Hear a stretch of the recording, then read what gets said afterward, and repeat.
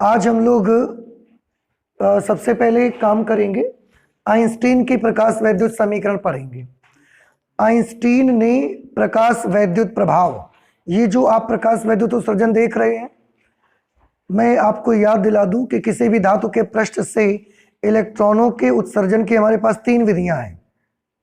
उनमें से एक विधि आपको ये भी बताई गई है, प्रकाश वैद्युत उत्सर्जन या प्रकाश वैद्युत प्रभाव, जिसका आपने पूरा एक्सपेरिमेंट किया कि एक धातु के पृष्ठ पर लाइट हमने डाली और वो जो लाइट हमने डाली उसकी वजह से जो इलेक्ट्रॉन निकलते थे, वो इलेक्ट्रॉन्स के हमने देखा कि उनकी एनर्जी कब बढ़ती है, उनका नंबर कब बढ़ता है। ये सारा कुछ एक एक्सपेरिमेंट के द्वारा समझा हमने। आइंस्टीन ने इससे रिलेटेड एक इक्वेशन बनाई जिसे हम बोलते हैं प्रकाश वैद्युत समीकरण। एक्चुअली ये इक्वेशन क्वांटम थ्योरी आने के बाद बना हुआ था, लेकिन इसे थोड़ा सा हम पहले पढ़ लेते हैं कि इसके ज़्यादा क्वांटम थ्योरी का ज़्यादा इन्वॉल्वमेंट हमको ज़रूरी नहीं है, इसलिए क्वांटम थ्योरी पढ़ेंगे हम लोग बाद में, पहले इसको करेंगे।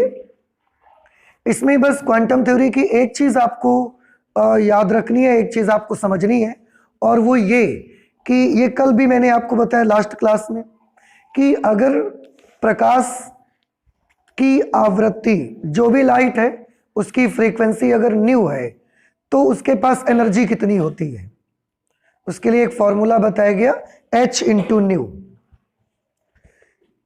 अगर लाइट की फ्रीक्वेंसी न्यू है तो उसकी एनर्जी कितनी होती है, h न्यू। ये प्लांक ने अपनी क्वांटम थ्योरी में बताया था। तो जैसे कि मैंने अभी अभी बोला आपसे कि प्लांक का क्वांटम सिद्धांत हम लोग पढ़ेंगे, लेकिन क्योंकि उसी की मदद से आइंस्टीन ने ये प्रकाश वैद्युत समीकरण बनाई, और क्वांटम थ्योरी की केवल एक चीज मुझे जरूरी है इस इक्वेशन को पढ़ने के लिए, और वो ये बस जानना कि अगर लाइट की फ्रीक्वेंसी न्यू है तो उस लाइट के पास एनर्जी कितनी होगी, उस लाइट के पास ऊर्जा कितनी होगी, h इंटू न्यू के बराबर उसकी ऊर्जा होती है। अगर इतना आपको मालूम है तो आइंस्टीन की प्रकाश वैद्युत समीकरण बना सकते हैं। तो ये लास्ट क्लास में भी आपको बताया, आज फिर से मैंने एक बार रिवाइज करा दिया। अब इतनी जानकारी से पहले हम इसको बना लेते हैं।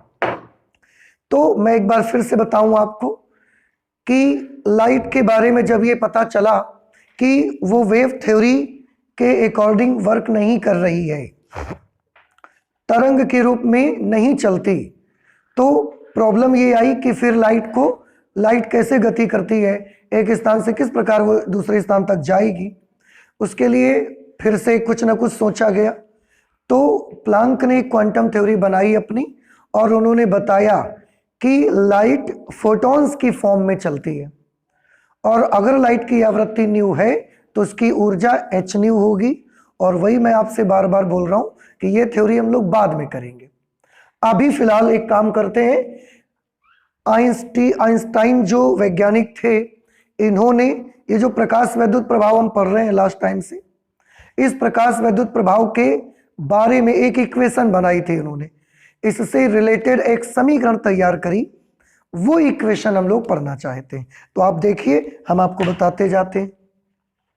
एक्चुअली अभी अभी आपने हाल ही में ये चीज देखी है कि अगर हमारे पास एक धातु का गुटका है, ऐसे ये मान लेते हैं, आपने ये भी देखा था कि हर धातु का कार्य फलन अलग अलग होता है।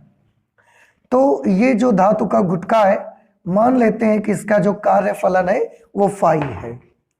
थोड़ा सा ध्यान से देखिएगा।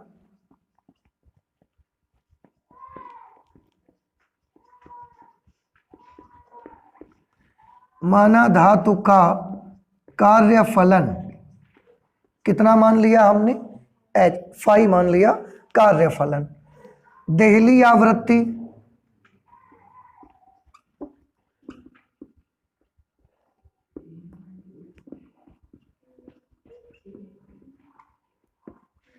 धातु की देहली आवृत्ति मान लेते हैं न्यू नॉट। याद आया आपको? अच्छा, अब ये तो धातु का कार्यफलन फाई हुआ और इसकी देहली आवृत्ति न्यू नॉट हुई। मतलब कम से कम इतनी आवृत्ति की लाइट जब आप डालोगे तो यहां से इलेक्ट्रॉनों का उत्सर्जन प्रारंभ होगा। अगर इससे कम आवृत्ति का प्रकाश आप इस पर आपतित करेंगे तो इससे इलेक्ट्रॉनों का उत्सर्जन प्रारंभ नहीं हो सकता। और फाई कार्यफलन है, कम से कम इतनी एनर्जी का लाइट आएगी तो इलेक्ट्रॉन निकलेंगे, इससे कम एनर्जी की लाइट आएगी तो इलेक्ट्रॉन भी नहीं उत्सर्जित हो सकते। तो ये कार्यफलन और देहली आवृत्ति इसकी धातु की है। अब हम इस पर लाइट डालते हैं ऐसे, ये हमने इस पर प्रकाश को आपतित किया। तो अब जब लाइट आप डालोगे तो उस लाइट की भी अपनी एक आवृत्ति होगी, जो लाइट वहां से आ रही होगी, तो माना आपतित प्रकाश की आवृत्ति।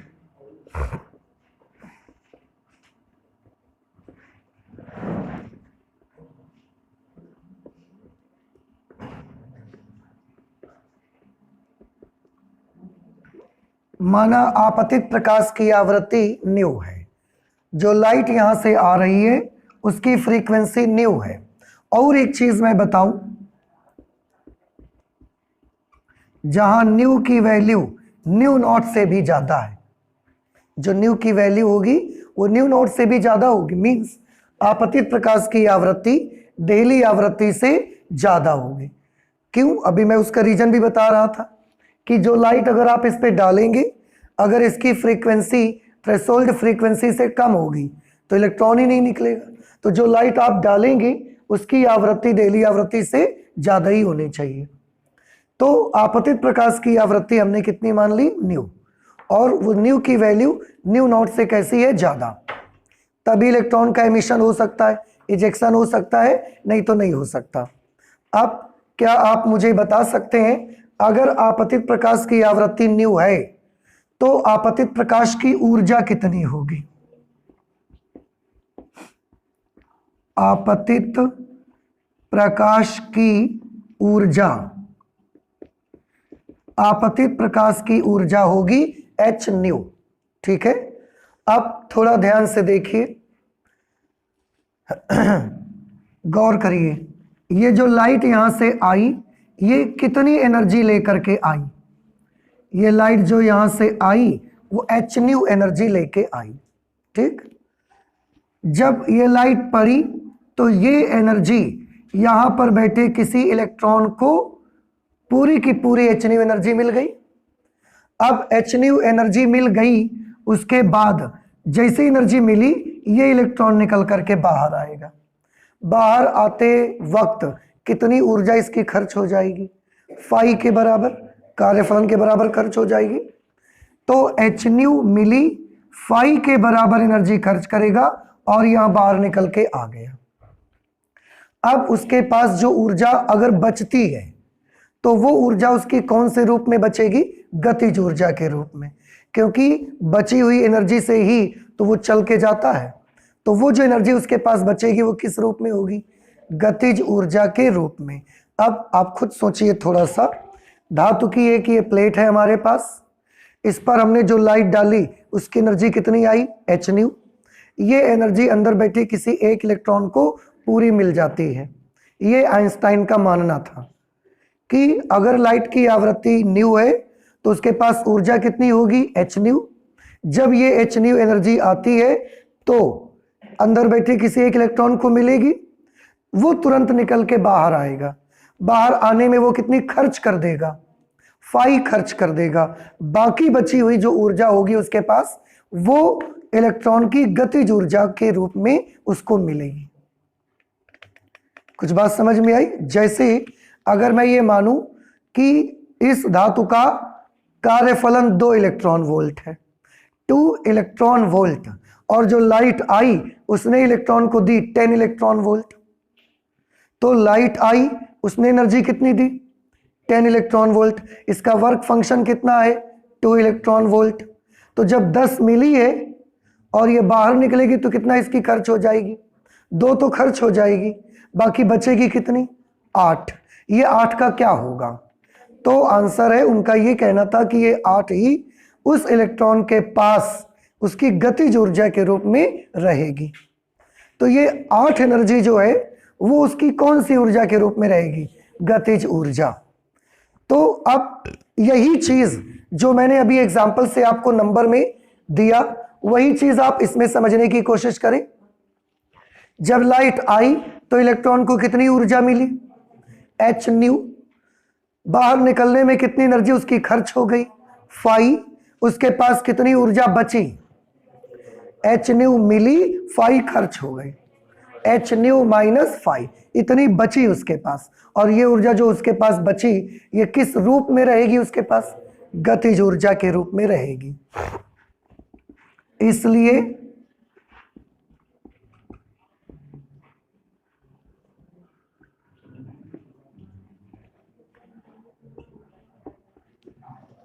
उत्सर्जित प्रकाश इलेक्ट्रॉन की गतिज ऊर्जा, उत्सर्जित प्रकाश इलेक्ट्रॉन की गतिज ऊर्जा, जिसे आप मैक्सिमम काइनेटिक एनर्जी कहते हैं, आपको कितनी मिलेगी?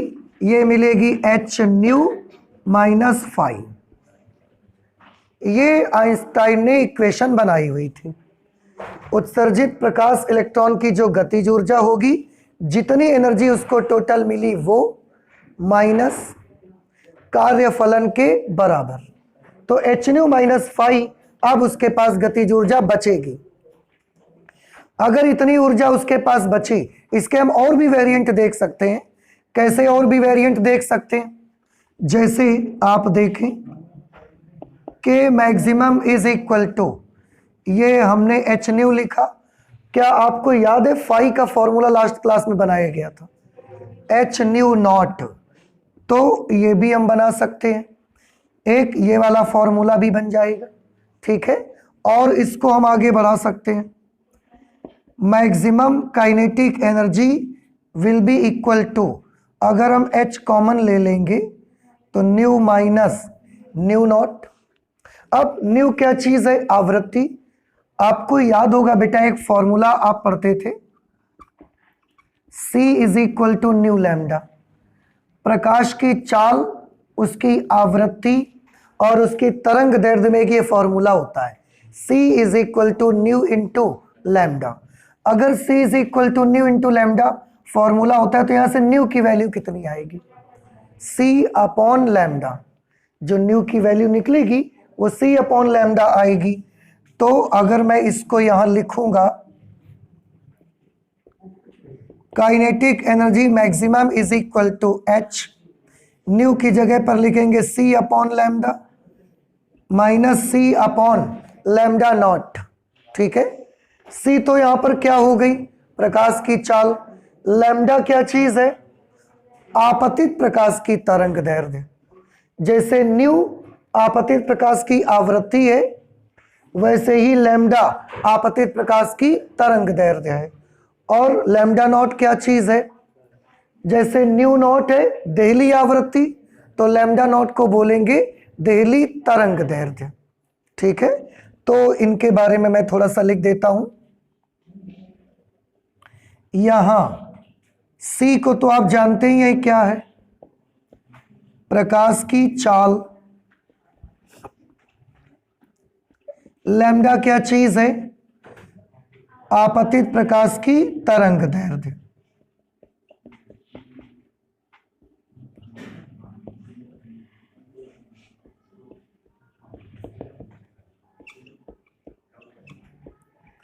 आपतित प्रकाश की तरंग दैर्ध्य। और लैम्डा नॉट क्या चीज है?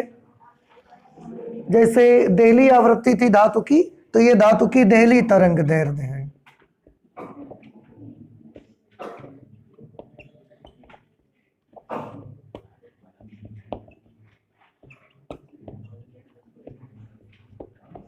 धातु की देहली तरंग दैर्ध्य। तो ये काइनेटिक एनर्जी मैक्सिमम का एक फॉर्मूला बना। आप चाहें तो यहां से C कॉमन कर सकते हैं। तो K maximum is equal to H और C हमने कॉमन कर लिया, 1 upon lambda minus 1 upon lambda naught. ये भी काइनेटिक एनर्जी मैक्सिमम का फॉर्मूला है। एक चीज बेटा और यहां देखने लायक है कि गतिज ऊर्जा, अधिकतम गतिज ऊर्जा का ये फॉर्मूला बना। अधिकतम गतिज ऊर्जा का फॉर्मूला हम लोग कल भी बना चुके हैं निरोधी विभव के पदों में। याद आ रहा है कुछ आपको? क्या फॉर्मूला बना था अधिकतम गतिज ऊर्जा का? E into V naught. ठीक है, तो अगर अब हम सारे फॉर्मूले एक साथ एक बराबर करके लिखेंगे तो क्या लिखेंगे आप ध्यान से देखिए। हम इधर लिखते हैं इसको, देखिएगा गौर से। Kinetic energy maximum is equal to, एक फॉर्मूला जो मैकेनिकल था, हाफ वी मैक्सिमम स्क्वायर। एक तो अधिकतम गतिज ऊर्जा का ये भी फॉर्मूला था। एक फॉर्मूला और भी आपने इसी का बनाया था, E इंटू वी नॉट। ठीक, अधिकतम गतिज ऊर्जा के आज भी अपने फॉर्मूले बनाए। एक आपने फॉर्मूला बनाया H nu minus nu naught, H nu minus nu not. और जब फाइनली सॉल्व करके रखा तो एक फॉर्मूला बना HC 1 upon lambda minus 1 upon lambda naught. ये अधिकतम गतिज ऊर्जा का फॉर्मूला बना कि अगर कोई भी प्रकाश इलेक्ट्रॉन जो कि धातु के पृष्ठ से उत्सर्जित होता है तो धातु के पृष्ठ से उत्सर्जित इलेक्ट्रॉन की अधिकतम गतिज ऊर्जा का, ये सारे फॉर्मूले अधिकतम गतिज ऊर्जा के हैं। अब आप अगर प्रकाश वैद्युत समीकरण में इतना हिस्सा लिख देते हैं, इसमें देखो इतने सारी टर्म्स आपस में बराबर है, ये सब प्रकाश वैद्युत समीकरण के ही हिस्से हैं। चाहे आप ऐसे इसको बराबर लिख दो, चाहे आप इसको बराबर लिख दो, कुछ भी कर दो, ये सारे के सारे प्रकाश वैद्युत समीकरण है। और ये किसने दिया था? आइंस्टाइन ने दिया था ये चीज। ठीक है, तो एक बार फिर मैं इसको आपको रिवाइज करा दूं, फिर से मुझे बताइए अगर आप समझ गए हैं तो। आपतित प्रकाश की आवृत्ति हमने कितनी मानी? न्यू। इसके बाद जो हमारे पास धातु की प्लेट है उसका कार्यफलन हमने कितना माना हुआ है? फाई। उसकी देहली आवृत्ति न्यू नॉट, तो कार्यफलन का फॉर्मूला क्या बनेगा? H into new naught. अब जो लाइट आकर गिरी है उसके पास एनर्जी कितनी होगी? H new.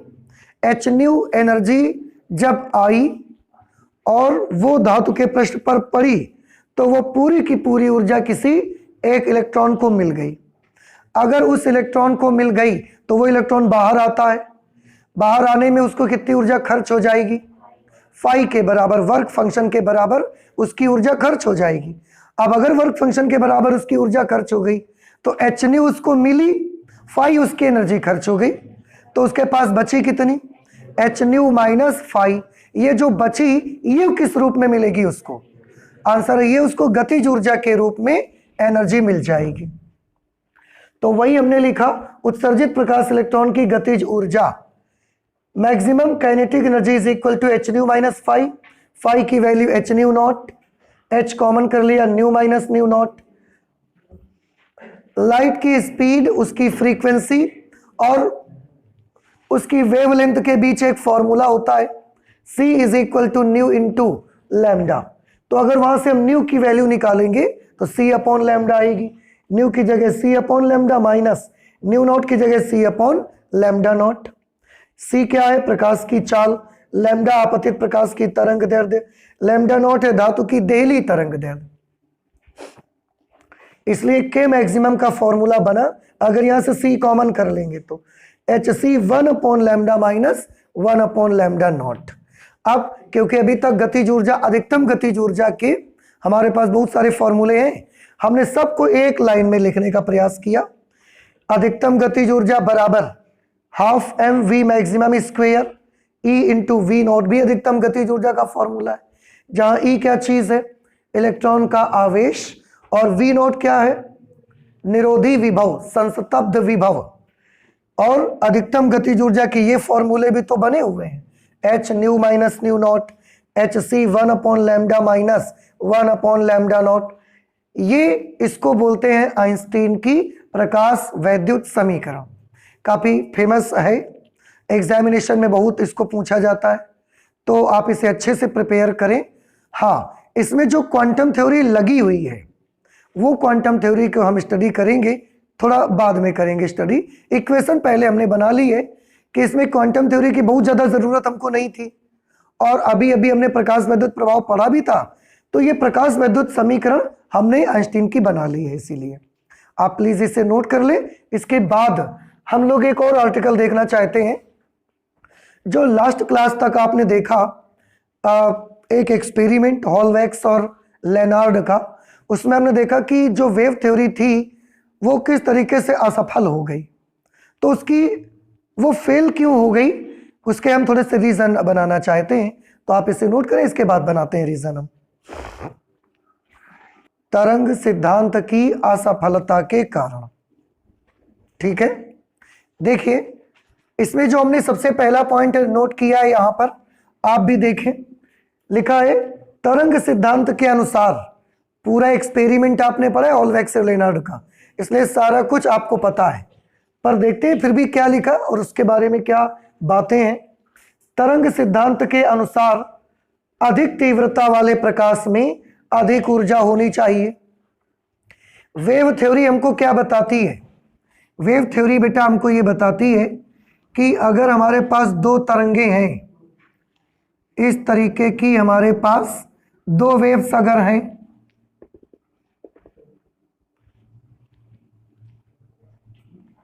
अब आप बताएं, इस तरह की दो वेव है हमारे पास, इसका आयाम छोटा है, इसका आयाम ज्यादा है, तो तरंग सिद्धांत के अनुसार एनर्जी किसके पास ज्यादा होनी चाहिए?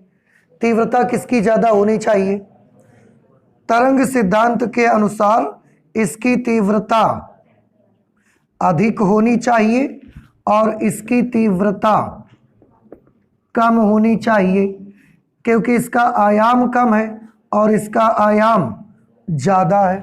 तो वेव थ्योरी के अकॉर्डिंग जिस वेव का आयाम ज्यादा होगा उसकी तीव्रता अधिक होगी, और जिस तरंग का आयाम कम होगा उसकी तीव्रता भी कम होगी।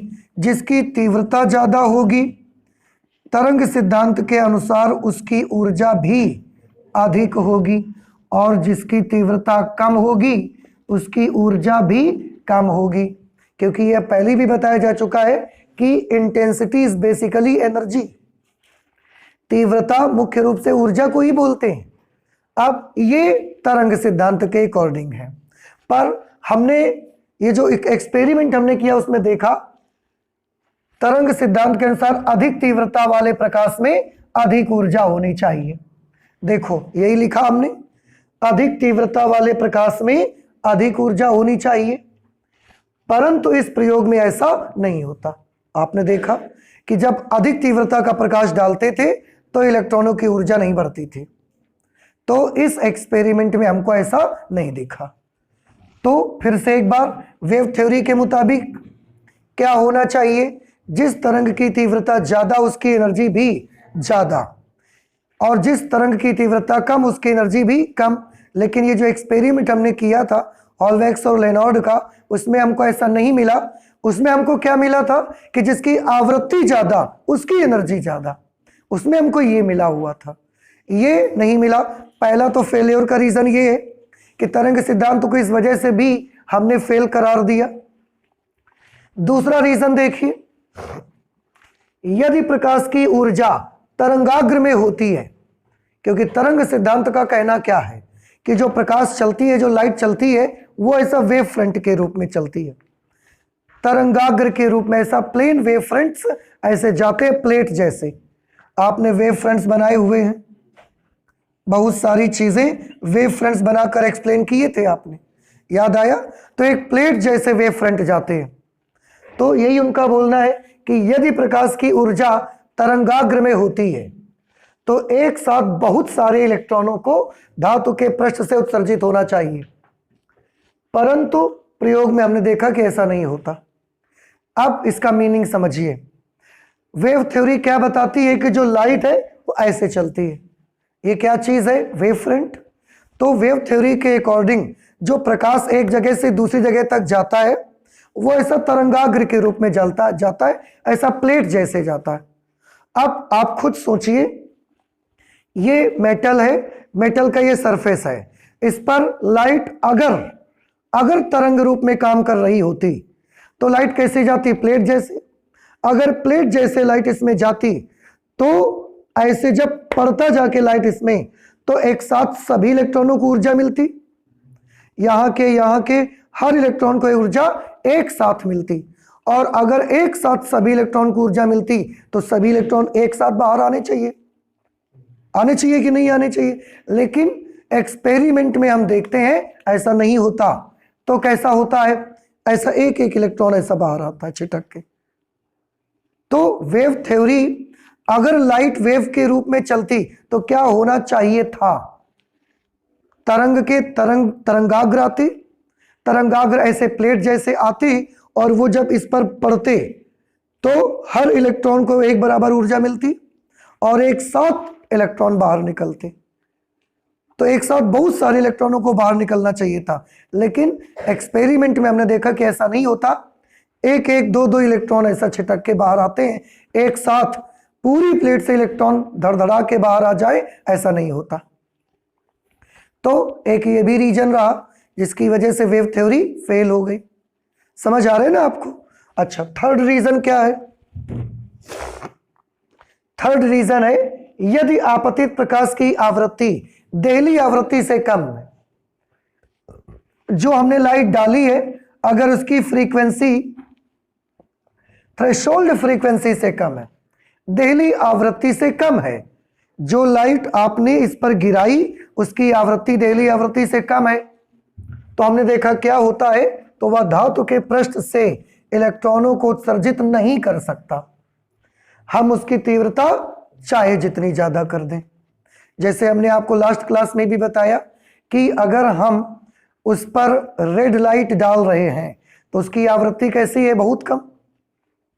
तो रेड लाइट अगर हम डालते हैं तो फिर हम उसकी इंटेंसिटी बढ़ा के चाहे जितनी कर दें, चाहे 100 वाट बल्ब लगाएं, 200 वाट, 500 वाट, 1000 वाट, 2000 वाट लगा दें, लेकिन अगर बल्ब रेड कलर का है, फ्रीक्वेंसी थ्रेशोल्ड फ्रीक्वेंसी से कम है, तो उससे इलेक्ट्रॉन बाहर नहीं निकलता।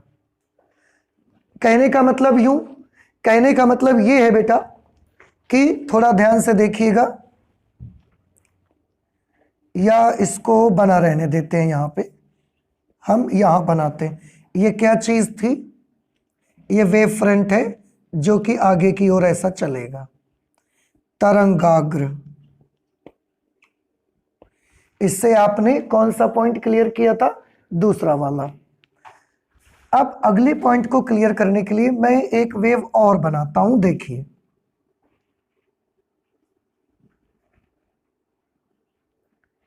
अब आप थोड़ा देखें, इस वेव में और इस वेव में क्या फर्क है?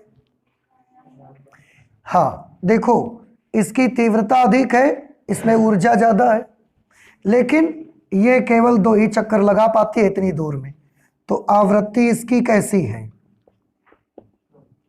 आवृत्ति इसकी कम है।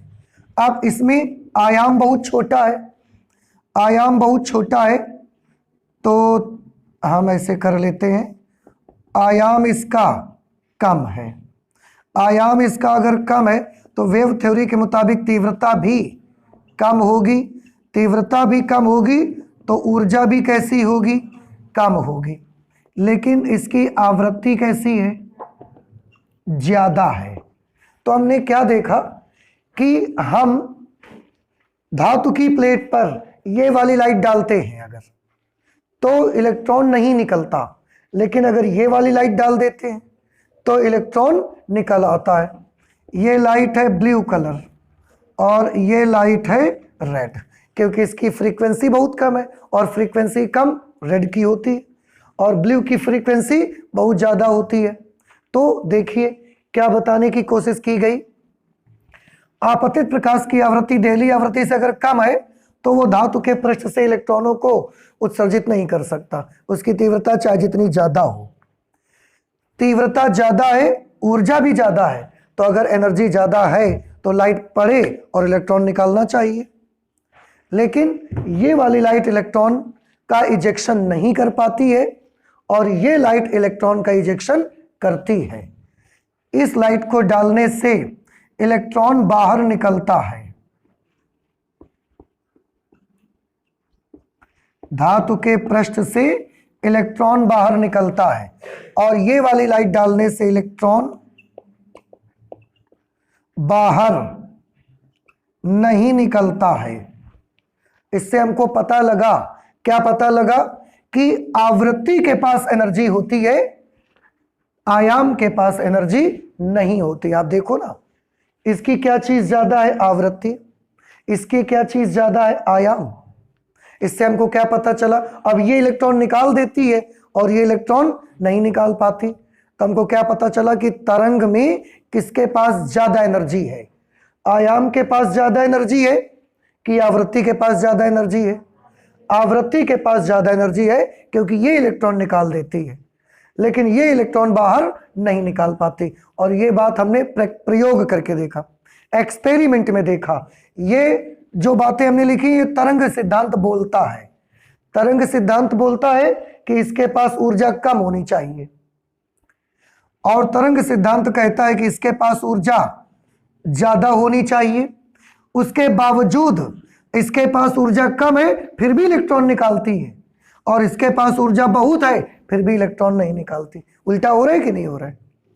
तो इसका मतलब तरंग सिद्धांत जैसा कह रहा है वो तो ऐसा तो नहीं हो रहा है। तरंग सिद्धांत के मुताबिक इसके पास ऊर्जा कम है, तो इसको इलेक्ट्रॉन नहीं निकालना चाहिए, लेकिन प्रैक्टिकल करके हमने देखा, प्रयोग करके देखा कि यही इलेक्ट्रॉन बाहर निकालती है, वो नहीं निकालती। इससे हमने एक अंदाजा लगा लिया कि वेव थ्योरी कुछ भी कहे, पर अब हम क्या समझ रहे हैं कि ज्यादा आवृत्ति ज्यादा ऊर्जा, कम आवृत्ति कम ऊर्जा। तो वेव थ्योरी कुछ भी कहे, लेकिन एक्सपेरिमेंट हमको बताता है कि आवृत्ति के पास एनर्जी होती है, तीव्रता के पास एनर्जी नहीं होती। ये बड़ा इंपॉर्टेंट पॉइंट था।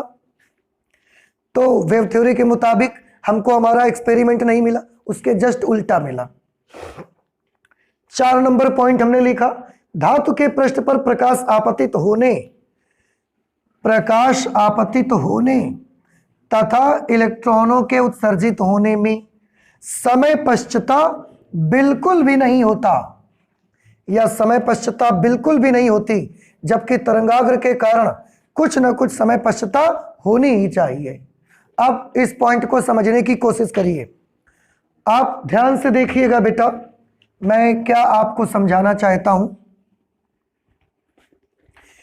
प्रयोग में जब ये लेनार्ड और हॉलवैक्स का एक्सपेरिमेंट हुआ, उसमें एक चीज देखी गई कि अगर एक प्लेट हमारे पास धातु की है, उस पर हम जब हम लाइट डालते हैं, तो हम जैसे ही लाइट डालते हैं तुरंत इलेक्ट्रॉन निकल के आ जाता है। ये हमने देखा, समझ रहे हैं? ये बात हमने उसमें देखी कि इधर लाइट पड़ी और विद इन 1 माइक्रोसेकंड, 1 माइक्रोसेकंड से भी कम का समय लगता है, और इलेक्ट्रॉन चट से निकल के बाहर आ जाता है।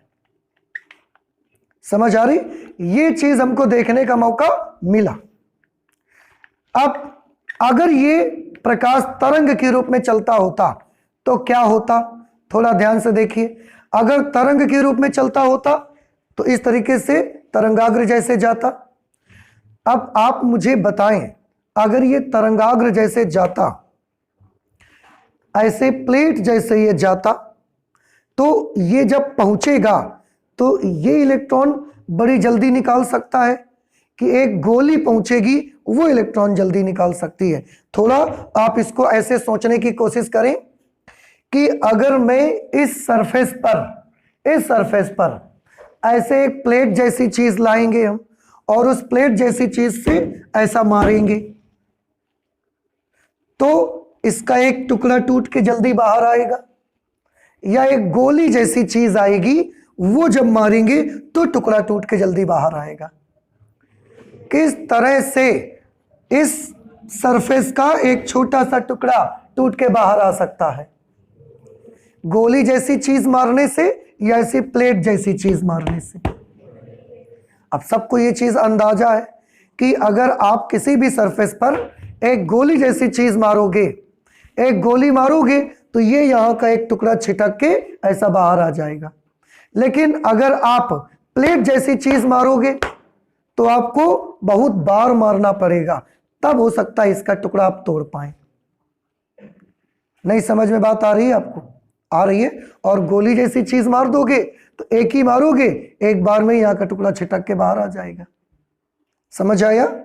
तो फिर से प्लेट जैसी चीज अगर कोई जाती है किसी भी सरफेस पर, किसी दीवार पर, जमीन पर, आप देखो जमीन में अगर आप ऐसी इतनी बड़ी कोई सरफेस ले ले, प्लाई ले लीजिए आप, तो जमीन में आप प्लाई को ऐसा पटकिए, पूरी की पूरी सरफेस ऐसे प्लाई को पटकिए आप जमीन पे, तो आप जमीन में गड्ढा खोद सकते हैं, उसकी मिट्टी खोद के निकाल सकते हैं, या कुदाली जैसी चीज कोई आएगी नुकीली, उसको मारोगे तो गड्ढा खोद सकती है वो कुदाली जैसी चीज। अब यहां पर सोचिए, अगर तरंग के रूप में होता तो क्या हो रहा है, ध्यान से सुनना। अगर लाइट वेव के रूप में चलती होती तो ये चीज पहुंचती प्लेट जैसी, अगर ये चीज पहुंचती तो पड़ती एक वेव फ्रंट, अगला वेव फ्रंट, फिर अगला वेव फ्रंट, फिर अगला वेव फ्रंट, तो ऐसे पढ़ते जाते और इलेक्ट्रॉन यहां से निकलने में वक्त लगता कि नहीं लगता, थोड़ा ज्यादा टाइम लगता। जब हम बहुत बार ऐसे वेव फ्रंट आके गिरते तब इलेक्ट्रॉन निकलता। लेकिन हम क्या देखते हैं कि इधर लाइट पड़ी नहीं कि इलेक्ट्रॉन निकल पड़ा। ऐसा कब हो सकता है? प्लेट पड़ने पर ऐसा हो सकता है, या गोली पड़ने पर ऐसा हो सकता है? गोली पड़ने पर ऐसा हो सकता है, समझ रहे? वही हमने लिखा, धातु के पृष्ठ पर प्रकाश आपतित होने और उससे इलेक्ट्रॉनों के उत्सर्जित होने में कोई समय पश्चता नहीं होती, कोई टाइम लैग नहीं होता। टाइम लैग नहीं होता मतलब इधर लाइट पड़ी, उधर इलेक्ट्रॉन निकल के आ जाता है विद इन 1 माइक्रोसेकेंड। अब बिल्कुल भी नहीं होती, जबकि अगर ये तरंगाग्र के रूप में चाहता, तरंगाग्र के रूप में चलता तो थोड़ा बहुत टाइम तो लगना चाहिए था ना इलेक्ट्रॉन निकलने में। समझ आया आपको? फिर से अगर मैं ऐसी प्लेट जैसी चीज को मारूंगा तो इसको टूटने में थोड़ा टाइम लगेगा, लेकिन गोली मारूंगा अगर मैं तो इसको टूटने में टाइम नहीं लगेगा। यहां पर क्या एक्चुअली होता है? इलेक्ट्रॉन निकलने में टाइम लगता है कि नहीं लगता? एक्चुअली इलेक्ट्रॉन के निकलने में टाइम नहीं लगता, तुरंत इलेक्ट्रॉन निकल आता है। अब आप खुद सोचिए कि ये प्लेट जैसी चीज ने मारा होगा जाके कि गोली जैसी चीज ने मारा होगा? गोली जैसी चीज ने मारा होगा।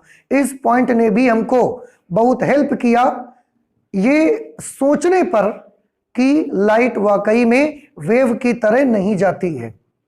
अब हमने मान लिया कि लाइट कैसे जाती है, गोली जैसे जाती है। और गोली जैसे कौन जा सकता है? पार्टिकल, कण जा सकता है। इसका मतलब है लाइट का नेचर तरंग नेचर नहीं है, बल्कि लाइट का नेचर कैसा है? लाइट का नेचर एक कण का नेचर है, एक पार्टिकल नेचर है। क्योंकि पार्टिकल जाएगा तो वो तोड़ देगा दीवार को बड़ी जल्दी, वहां का एक टुकड़ा निकाल देगा। लेकिन ऐसे अगर वेव फ्रंट जाएंगे तो दीवार के टुकड़े निकलने में टाइम लगेगा। और यहां हम क्या देखते हैं कि इलेक्ट्रॉन, लाइट के पड़ने और इलेक्ट्रॉन निकलने में टाइम बिल्कुल भी नहीं लगता। अगर लाइट के पड़ने और इलेक्ट्रॉन निकलने में टाइम नहीं लगता, इसका मतलब है कि गोली जैसी किसी चीज ने हीट किया उसको। इसका मतलब ये पार्टिकल नेचर में चलता है लाइट। तो इतने सारे पॉइंट हैं, इन सारे पॉइंट्स ने हमको यही दिखाया। हर बार वेव थ्योरी में जैसा हमको बताया गया था उसके जस्ट अपोजिट ये पॉइंट हमको दिखाते हैं। अगर उसके जस्ट अपोजिट ये पॉइंट हमको दिखाते हैं तो आप क्या समझते हैं?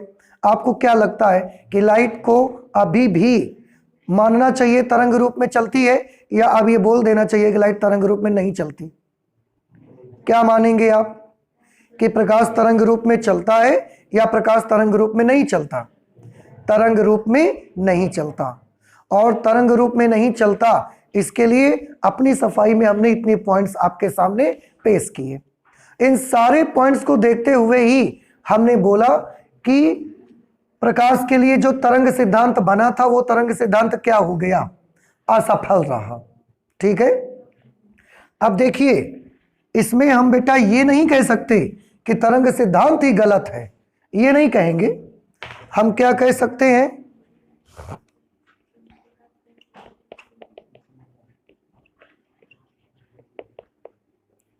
अतः तरंग सिद्धांत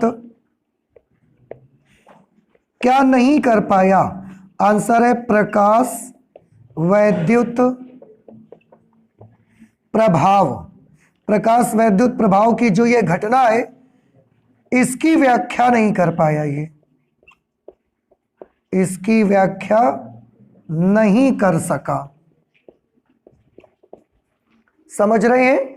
तो आपको कभी ये नहीं बोलना है कि वेव थ्योरी गलत है। वेव थ्योरी गलत नहीं है। देखो बेटा, अगर पूरी की पूरी वेव थ्योरी ही गलत होती तो जो आपने व्याख्या की है वो आप कैसे कर पाते? तो आप कभी ये नहीं कहेंगे कि वेव थ्योरी गलत है। वेव थ्योरी गलत नहीं है।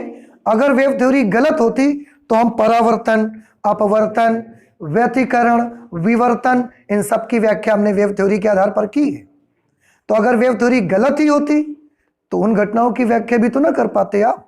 तो गलत तो नहीं है, लेकिन हम ये जरूर कहेंगे कि तरंग सिद्धांत जो है वो प्रकाश वैद्युत प्रभाव की व्याख्या नहीं कर सका। प्रकाश वैद्युत प्रभाव की व्याख्या करने में असफल रहा है वो, ये कह सकते हैं। आप हमेशा याद रखिए, अपने शब्दों को सही सही जोड़ना सीखिए कि क्या कहेंगे, क्या आप ये कह देंगे कि तरंग सिद्धांत जो है वो बिल्कुल गलत है? गलत नहीं है, लेकिन तरंग सिद्धांत क्या करने में असफल रहा? आंसर है ये प्रकाश विद्युत प्रभाव की जो घटना थी इसको नहीं एक्सप्लेन कर पाया, इसकी व्याख्या करने में वो असफल रहा। गलत नहीं बोलेंगे आप इसको। तो आई होप कि ये सब चीजें आपको समझ में आ गई। नहीं समझ में आया तो ठीक है, आप इसे नोट कर लीजिए। इसके आगे अब बात ये आती है कि अगर प्रकाश की व्याख्या तरंग सिद्धांत भी नहीं कर पाया तो अब प्रकाश की व्याख्या कौन करेगा? ये अब क्वेश्चन आता है हमारा कि अगर तरंग सिद्धांत की व्याख्या लाइट के एक स्थान से दूसरे स्थान तक तरंग के रूप में भी नहीं चलता और तरंग सिद्धांत भी उसको एक्सप्लेन करने में असफल रहा, तो प्रकाश की इस घटना की व्याख्या कौन करेगा? तो प्रकाश की इस घटना की व्याख्या करने के लिए एक वैज्ञानिक थे जिनका नाम प्लांक था। उन्होंने अपनी एक क्वांटम थ्योरी बनाई, उन्होंने अपना एक क्वांटम सिद्धांत बनाया। वो क्वांटम सिद्धांत आगे आया उभर करके और उसको अब हम पढ़ेंगे। पढ़ने के बाद उसके आधार पर देखेंगे कि क्या वाकई में प्रकाश वैद्युत प्रभाव की व्याख्या हो सकती है कि नहीं हो सकती। ये अब हम करना चाहेंगे। बात समझ में आ गई? तो आज हम फिजिक्स में इतना ही रखेंगे, आगे और पढ़ाई करेंगे नेक्स्ट क्लास पे। Thank you.